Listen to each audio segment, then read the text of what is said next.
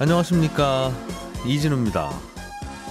우리가 돈이 아주 급하게 필요할 때는 주택 청약 통장에 넣어둔 돈도 꺼내 쓰고 싶을 때가 있죠. 그런데 그럴 때 그 통장에 있는 돈의 일부만 인출을 하더라도 그 청약 통장은 해지가 됩니다. 그래서 청약 통장을 해지하지 않고도 통장에 있는 돈 일부를 출금할 수 있게 해주자 하는 내용의 법안이 국회에서 발의됐습니다. 잠시 후에 이 얘기 좀 들어보겠고요. 메모리 반도체를 만드는 미국 기업 마이크론 테크놀로지가 내년에 생산량을 20% 줄이겠다고 발표를 하면서 반도체 회사들의 주가는 떨어졌습니다. 일반적으로는 반도체 업계가 감산 계획을 밝히면 이게 재고가 줄어들게 되고 그렇게 되면 가격이 올라가서 실적이 좋아지겠구나라는 예상 때문에 반도체 회사들의 주가가 오르는 경우가 많았는데 이번에는 왜 주가가 떨어졌는지 좀 들여다보겠습니다. 우리나라 고용시장에 최근에 일자리가 늘기는 하는데 초단기 일자리들이 꽤 늘고 있어서 오히려 걱정이라는 소식까지 함께 간단히 챙겨 들어보죠. 11월 18일 금요일 손에 잡히는 경제, 광고 잠깐 듣고 시작하겠습니다. 네, 오늘도 경제 뉴스들 즐겁게 정리해 보겠습니다. 박세훈 작가, 김현우 소장, 그리고 서울경제신문의 서은영 기자, 이렇게 세 분 어서 오십시오. 네, 안녕하세요. 예, 김 소장님께서 갖고 오신 청약통장 뉴스부터 들어보겠습니다. 네. 여기에 있는 돈 내 돈이잖아요. 그렇죠. 일부 꺼냈을 수도 있지. 그걸 가지고 잠깐 꺼냈었다고 그 통장을 해지를 시키냐? 네. 그동안 그렇게 했었나 봐요. 네, 맞습니다. 절대 꺼냈을 수는 없는데 이걸 꺼냈을 수 있도록 하자. 그렇다고 해서 수십 출금 통장처럼 꺼내쓰도록 하는 건 아니고요. 일부 해지가 가능하도록 하자는 겁니다. 현재 가입할 수 있는 주택청약 종합저축, 요거는 이제 매월 정해진 날짜에 2만 원에서 50만 원까지 마치 적금처럼 불입을 할 수가 있고 납입된 돈 총 납입액이 1,500만 원 미만이면 한꺼번에 1,500만 원까지 채워 넣을 수 있습니다. 그리고 하루 만에? 네. 그리고 그 다음에 1,500만 원이 넘어가면 이상이면 매월 이제 50만 원 이내에서 납입이 가능해요. 그런데 이 주택청약 종합저축뿐만 아니라 예전에 있었던 청약 부금, 예금 뭐 이런 통장들도 마찬가지로 돈을 해지하기 전까지는 아예 꺼냈을 수가 없습니다. 그러다 보니까 청약 통장에 한 1,000만 원 있는데 나는 500만 원만 필요해 하는 분들이 계시더라도 그 돈을 꺼내려면 어쩔 수 없이 다 해지를 하게 되고 그럼 가입 기간이라는 게 통째로 사라지게 되죠. 그래서 청약 통장에 일부 해지 제도라는 걸 도입해 가지고 그 가입 기간을 잃지 않고 필요한 만큼만 꺼냈을 수 있도록 하자. 이게 이제 법안의 핵심 내용입니다. 이렇게 하면은 청약 통장에 실수로 돈을 잘못 넣으시는 분들도 계시거든요. 아주 가끔. 그렇죠. 그런데 그렇게 실수로 넣은 돈도 못 꺼냅니다. 무슨 이유든 못 꺼내기 때문에 그런 분들 같은 경우에는 유용하게 활용할 수도 있지만 이게 자칫하면은 이제 악용, 편법으로 취지와는 다르게 쓰일 수도 있습니다. 그런 구멍이 있어요? 네. 보통 이렇게 좀 돈 필요할 때 청약 통장에 있는 돈 꺼냈을 수 있게 하면 급전 대출 열심히 받으러 돌아다니지 않아도 되니까. 그거 좀 하시라고 그러는 것 같은데 이 법의 취지는. 그렇죠. 취지는 그렇습니다. 근데 어떤 부작용이 혹시 예상됩니까? 일단 청약통장을 통해서 모인 돈이 어디로 가느냐. 이 주택기금법에 따라서 정책대출이라든가 보금자리론 이런 것들 있죠. 아니면 주택건설자금, 공공주택을 만드는 그 재원으로 쓰입니다. 그런데 부분 해지가 늘어나거나 사람들이 이걸 자꾸 깨가지고 다 가져가게 되면 그런 기금이 줄게 될 것이고 결국은 그 혜택을 받는 그 대상 계층들이 조금 더 피해를 볼 수가 있겠죠. 그런데 그러면은 통째로 해지해서 기금이 줄어드는 것보단 일부만 꺼내 쓰도록 하는 게 기금 면에서는 좀 낫지 않느냐 이렇게 볼 수도 있겠지만 예상외로 사실 더 큰 돈이 빠져나갈 수도 있어요. 이자 워낙 안 주니까 그렇죠. 그럴 수도 있고요. 근데 이게 꺼내 쓰는 사람들의 입장을 생각해 보면 LH 같은 공공주택 여기에 청약하실 분들은 뭘로 선정이 되느냐? 납입 횟수나 보통은 이제 납입 인정 금액입니다. 그러니까 그 돈이 얼마나 많이 쌓였느냐를 보는데 월 최대 10만 원까지만 인정이 되기 때문에 내가 한 10년 동안 부어가지고 1,200만 원이 쌓여 있는데 여기서 200만 원을 꺼내 쓰게 되면 돈도 줄어들지만 그만큼의 기간을 잃게 되는 거거든요. 그런데 일부만 잃으니까 상관없어 할 수 있겠으나 그거는 나중에라도 채워넣을 수가 없어요. 한 번 꺼내 쓰면 그만이기 때문에 돈만 넣었다 빼는 게 아니라 그 기간도 사라지니. 그렇습니다. 치명적이다. 굳이 이 제도를 이용할 필요가 있을까? 물론 쓰시는 분들도 계시겠지만 워낙 돈 급할 때 그런 거죠. 그렇습니다. 그런데 이제 문제는 공공주택에 청약하려는 분들이 아니라 민영주택에 청약하려고 돈을 넣으시는 분들입니다. 그러니까 민영주택에 청약을 하려면 가점제라는 걸 적용을 받지만 기본적으로 청약통장에 지역별 예치금이라는 게 들어가 있어야 돼요. 공고일을 기준으로 해서 지역과 면적에 따라서 적게는 300만 원에서 1,500만 원까지. 이거는 통장 만든 지 얼마나 됐는지 그동안 얼마나 꾸준히 부었는지랑 하나 전혀 상관없습니다. 돈만 넣으면 되는 건데. 네, 그 돈은 무조건 넣어둬야 되는 건데 그게 언제까지 넣어둬야 되냐? 그 아파트 분양 공고일 기준으로 그 돈이 들어가 있으면 됩니다. 그러니까 예. 다음 달에 어떤 아파트가 분양한다고 합니다. 그러면은 뭐 넉넉 잡아서 이번 달부터 넣어놓거나 예. 뭐 그래도 충분히 된다는 거죠. 그리고 공고일을 기준하기 때문에 사실상 그렇게 넣어둔 돈은 딱 공고일에만 필요하지 그 다음 하루라도 지나가게 되면 넣어둘 필요가 없는 거거든요. 예. 근데 지금까지는 그걸 꺼냈을 수 없다 보니까 그냥 뭐 울며 겨자 먹기로 묵혀둘 수밖에 없는데 아니, 다음 뭐 민영주택 청약할 때 쓰지. 근데 만약에 이게 부분 해지 제도가 생기면 예. 그렇게 청약 넣고 바로 다음 날 인출해서 꺼내갈 수 있는 수요가 분명히 안다면 생기겠죠. 그렇죠. 넣어둘 필요가 없는 거죠. 그런데 그렇게 해서 민영주택 지역별 예치금을 맞추기 위해서 넣어둔 돈이 얼마인지 사실 지금 파악조차 안 되고 있는데 이 상태에서 이 제도가 시행이 되게 되면 기금에 얼마나 돈이 좀 영향을 빠져나간다. 예, 그렇죠. 저는 이 청약통장 이야기를 여러 번 설명은 들었는데 네. 지금도 이해가 잘 안 가는 것이 네. 왜 공공주택과 민영주택을 나눠서 방식이 달라요? 즉 조금 전에 말씀해 주셨지만 네. 지역별로 300만 원에서 몇백만 원, 뭐 많으면 1000만 원까지 넣어 있어야 된다. 네. 하루 전에 넣어도 된다. 맞습니다. 그거 왜 넣으라 그럽니까 그거? 아니 그게 결국 나는 청약 받으려고 하는 마음이 있습니다라는 뜻일 텐데 네. 그럼 그 신청서 내면 되지. 그게 그 매우 큰 도움이 되나 봐요. 몇 억짜리 아파트 살 건데 네. 300만 원을 미리 넣고 넣는 게 왜 그게 그 자격을 결정하는 그게 되죠? 이게 아마 청약 그 아파트를 분양할 때 네. 민영주택이냐 공공주택이냐 예전에 그 통장이 나뉘어져 있었는데 예. 그때 생겨진 기준들이 통행장이 합쳐지면서 그러니까요. 아파트 예. 분양가 1억도 안 할 때 그때 한 1000만 원은 있어야 아파트 산다는 느낌이 들지. 그렇죠. 그때 받은 돈이잖아요. 네. 그럼 지금 개념으로 하려면 한 한 2억 좀 넣으라고 하든가 그게 아니면 제도를 좀 없애든가 아니면 공공주택처럼 얼마나 똑같이 꾸준히 하든가. 부으셨는지에 따라서 가르겠습니다. 네. 하든가 그래야 될 것 같지 않습니까? 청약 제도도 좀 개선은 해야 될 것 같습니다. 예. 예. 김 소장님 나중에 좀 도와주십시오. 혹시 그런데 네. 이런 청약 통장에 돈은 들어 있는데 급전이 필요하면 예. 이 청약 통장에 들어 있는 예금을 담보로 대출을 받을 수는 없었어요? 있습니다. 있는데 그걸 예. 사실 활용하라고 저는 개인적으로 말씀을 드리는데 그게 사실 요즘에 금리가 오르다 보니까 부담이 되는 게 뭐냐면 우리가 예금담보대출 같은 경우에는 내가 적용받는 예금 이자 플러스 1%포인트 남짓한 이자를 대출 이자로 내게 됩니다. 예. 즉 적금 예금 이자가 뭐 3%다. 그러면은 여기에 한 1.12% 정도 포인트 정도 얹어가지고 한 4% 남짓한 대출 이자를 물게 되거든요. 그거 얻는 게 은행 마진이죠. 그렇습니다. 예. 그런데 청약통장 담보대출 같은 경우에는 은행별로 다 달라요. 해주는 데 있고 안 해주는 데 있고. 아니요, 해주긴 하는데 금리가 3%대인 곳도 있고 예. 높은 곳은 6%대까지도 나옵니다. 근데 그 이유는 예. 청약통장에 들어간 돈은 은행에서 대출 재원으로 쓸 수가 없고 주택기금으로 들어가다 보니까 아예 묶이는 돈이죠. 네, 이건 우리 돈이 아니다. 그러기 때문에 우리가 자율적으로 결정을 한다 해가지고 은행별로 거의 이제 신용대출 이자처럼 결정을 하거든요. 예. 그런데 사실상 그럼 청약통장을 만들어주는 게 은행한테는 굉장히 번거롭고 힘든 일이냐, 안 좋은 거냐? 그렇지는 않은 게 청약통장을 만들 때마다 정부로부터 그 일회적인 수수료도 받고요. 그리고 매번 납입을 할 때마다 일정 금액 돈을 받습니다. 은행도. 예. 그리고 청약통장을 만들어 놓게 되면 각종 부수거래가 일어날 수 있잖아요. 이건 통장을 옮길 수 없다 보니까 주거래은행으로 쓰시는 분들도 많고 그러다 보니까 은행들이 청약통장 만드는 것에 굉장히 열을 올리고 있는데 그렇게 나쁜 건 아니라는 거죠. 그렇게 따지자고 한다면 어느 정도 도움을 받고 있는 상태에서 이런 청약통장 담보대출 이자를 은행별로 마음대로 정하는 게 맞느냐. 굳이 그렇게 과하게. 예, 차라리 그 이런 일부 이출 제도를 두는 것보다는 예. 이 청약통장 담보대출 이자를 좀 합리화시켜가지고 그래요? 개선하는 것이 조금 더 낫지 않을까 하는 개인적인 생각입니다. 어떤 은행이 이자 많이 받고 어떤 은행은 좀 적게 받습니까? 높은 은행만 지금 기억이 나는데 예. NH 은행이 이제 좀 높습니다. 청약통장 거기서 만들면 대출 받을 때 해주긴 해주는데 이자 높다고요? 예. 그런데 은행별로 어떻게 받느냐, 뭐 코픽스에 연동해서 받는 곳들도 있고 은행채에 연동해서 받는 곳들도 있거든요. 알겠습니다. 예. 청약통장 어디서 만들지 잘 참고할게요. 그 얘기 듣고. 예. 네, 알겠습니다. 그럼 A 은행에서 만들었다가 B 은행으로 넘어가도 됩니까? 옮길 수가 없습니다. 중요하군요. 그렇게 예. 선택이. 맞습니다.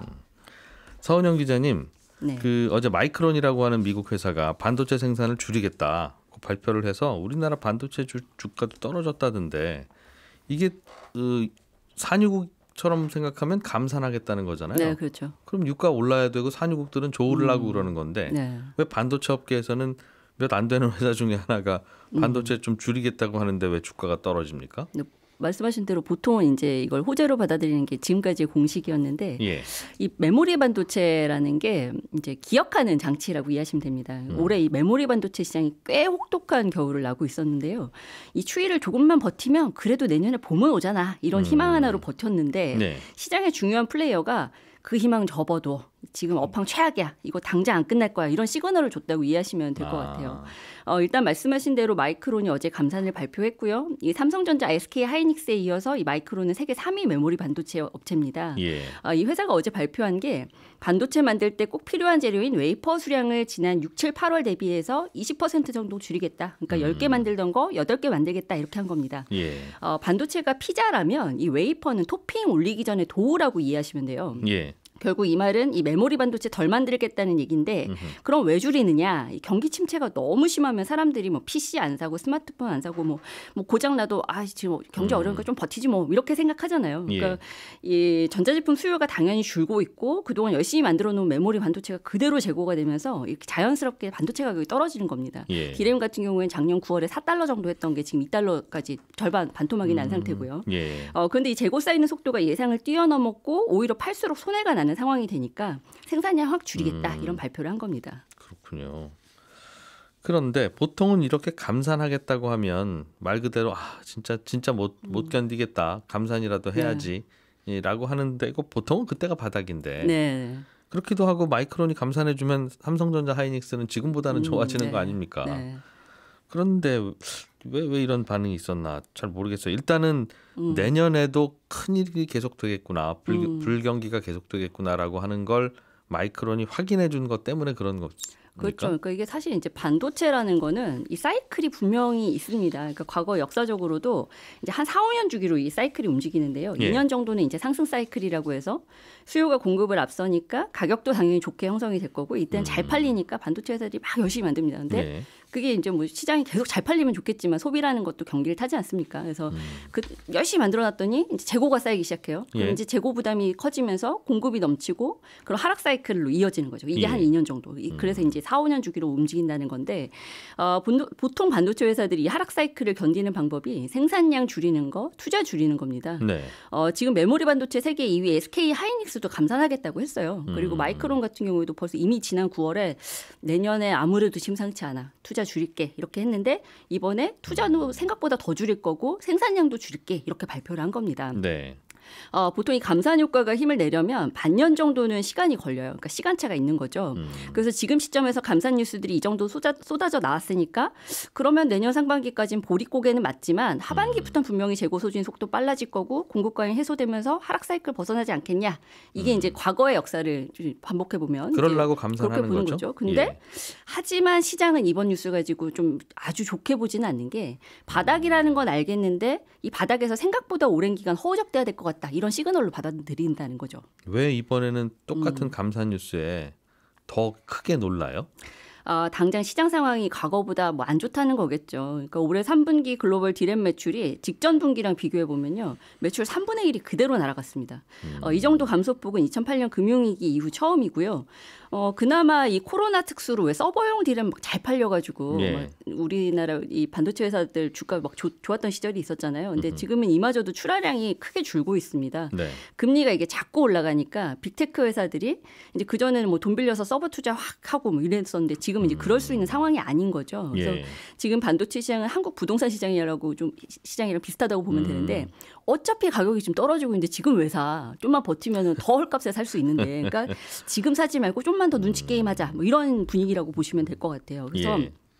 이 정도 한파면 올해 생산량 줄이는 것도 모자라서 내년 상반기까지 해야 하지 않겠냐. 그럼 감산 효과 발휘하는데 필요한 기간 아까 플러스 시간차 있다 6개월 시간차 있다고 했으니까 예. 그러면 내년 중으로는 업황 좋아지기는 기대하기 어렵다라고 결론이 나는 거죠. 좋아지더라도 내후년일 것 같으니 네. 일단은 주식을 팔고 보자. 그렇죠. 지금 살 때는 아니라는 거죠. 그렇군요. 지금 3등 업체가 줄이겠다고 했어요. 네. 그러면 삼성전자 1등 업체인 삼성전자는 분위기가 어떻습니까? 일단 인위적 감사는 고려하지 않고 있다 이렇게 계속 입장 밝히고 있는데요. 이걸 두고 2000년대 중반에 디램 반도체 시장에서 벌어졌던 치킨 게임 재현되는 거 아니냐 이런 네. 분석이 나옵니다. 이게 뭐냐면요. 2009년하고 2012년 이때 두 차례 이제 반도체 치킨 게임이 일어났다라고 하는 게 그때도 이제 시장 상황이 굉장히 안 좋았습니다. 시장 한파가 굉장히 불어닥치던 시절인데 이게 가격이 계속 떨어지니까 이제 결국에는 다 감산을 해야 되는데 감산을 안 하고 버틴 회사들이 이제 결국 살아남은 거죠. 그리고 네. 그 와중에 이제 독일 키몬다 같은 큰 회사, 일본 엘피다 같은 경우도 파산을 했었고 결국에는 지금 이제 디램 시장이 3강 체제, 그러니까 삼성, 하이닉스, 마이크론으로 이렇게 굳어진 게 이제 그 시절이거든요. 그러니까 예. 이 치킨 게임이라는 게 보면 이제 닭싸움 보면은 서로 막 온몸을 다 쪄가지고 피가 나도 안 끝나잖아요. 그러니까 누가 나가 정말 거의 죽어야 끝나는 싸움인데 예. 이게 팔수록 손해나는 시장 상황이 장기화되다 보면 누군가는 이제 못 버티고 떨어져 나갈 거고 예. 살아남은 회사들이 이제 패자 자리를 차지하는 거죠. 그러니까 역사적으로도 보면 사실 뭐 시장 이제 이 지각 변동이라는 게 좋은 시절엔 잘 안 일어나잖아요. 그러니까 예. 결국 가장 힘들 때 결국 시장 재편이 일어나는 거. 그러니까 이게 앞으로 아마 이 반도체 시장에 관심 있는 분들은 관전 포인트가 될 것 같습니다. 시장이 안 좋다 보니 지금부터는 누구 하나 죽어야 이제 결정되는 끝나는 게임이 시작된 거일 수도 있을 것 같다. 네. 생각보다 경기 안 좋을 거라는 뉴스네요. 결국 정리해 보면 그렇습니다. 이 반도체라는 게 이제는 필수품이 돼서 전 세계 경기 좋으면 그냥 왜 그렇게 많이 쓰이는지도 모르겠는데 많이들 사가고 또 경기 나쁠 때는 안 사가고 그렇게 되고 있는데 지적해 주신 대로 주택 시장하고 느낌이 아주 비슷하네요. 네. 결국은 수요는 있긴 있겠으나 당분간은 매우 암울할 것 같다는 게 업계 분위기. 네. 박 작가님이 준비해 오신 소식도 재밌습니다. 네. 우리나라 고용 시장에서 초단기 일자리가 늘고 있다. 네. 그래서 참 걱정이라는 지적이 나온다는데 네. 초단기 일자리가 뭐예요? 얼마나 짧게 일하는 일자리를 뜻합니까? 주당 15시간 미만 이렇게 일하는 일자리를 초단기 일자리라고 하는데 하루 3시간 미만이네요. 그렇습니다. 예. 이 초단기 근로자가 5년 평균으로 매년 20만 명씩 늘고 있거든요. 올해 9월 기준으로도 작년 9월에 비해서 20만 명 넘게 이미 늘었습니다. 예. 근데 또 이제 초단기 일자리라고 해서 꼭 나쁜 일자리는 아니에요. 남는 시간에 일을 하고 대부분의 시간을 또 가정에서 활용하는 게 선진국에서 활용하는 파트타임 구조거든요. 이게 저희가 지금 라디오 진행하는 게 초단기 일자리 아닙니까? 시간만 따지면 그렇긴 합니다. 하루에 한 30분. 그래서 이게 늘어난다고 해서 뭐 나쁜 건 아닌데 예. 이 초단기 일자리가 늘어나는 걸 두고 해석이 두 가지가 나와요. 어허. 하나는 20, 30대들의 특성이 어디 한 군데에 소속되는 걸 별로 안 좋아한다. 그리고 자기 시간이 확보되거나 커리어에 도움되는 일을 하려는 경향이 있다 보니까 이런 좀 짧은 일자리들을 많이 찾게 되고 그러다 보니 는 거다라는 해석입니다. 그러니까 이 얘기는 우리도 선진국형 노동구조로 가고 있다라는 의미일 수도 있다. 이런 해석이 하나 나오고요. 투잡, 쓰리잡이 일반적으로 되고 있다. 그렇습니다.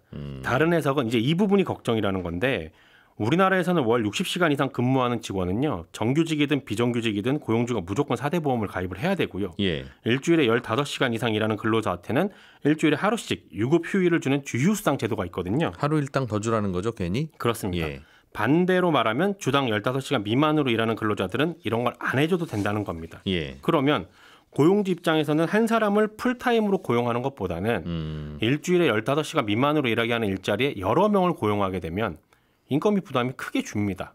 즉 우리나라에서 초단기 일자리가 늘고 있는 건 단기 일자리를 찾는 고용주들이 늘고 있다는 해석도 가능해지는 거거든요. 수요도 공급도 둘 다 나는 단기가 좋아. 그렇습니다. 그러니까 이런 해석을 뒷받침하는 일자리 동향 관련 자료가 최근에 나왔는데 예. 도소매 숙박 음식업에서 초단기 일자리가 많이 늘었어요.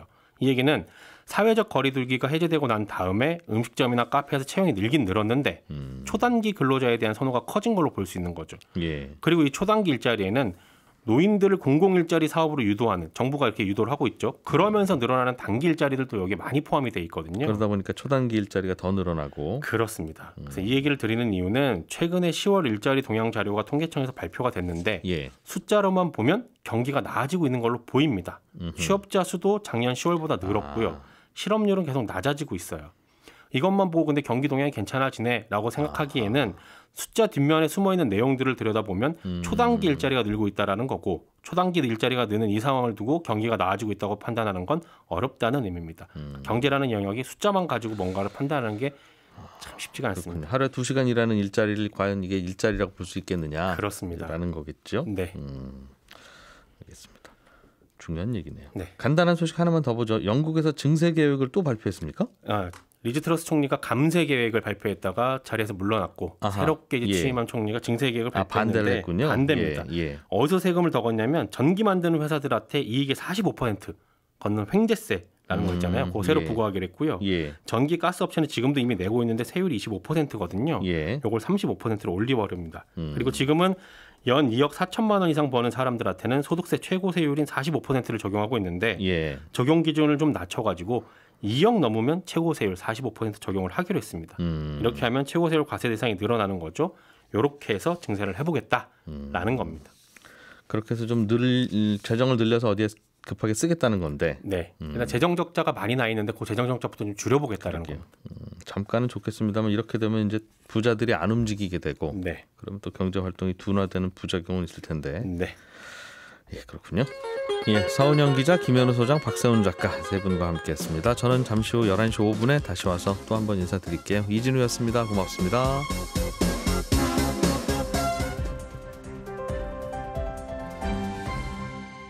경제를 생각하는 사람들의 즐거운 습관. 이진우의 손에 잡히는 경제.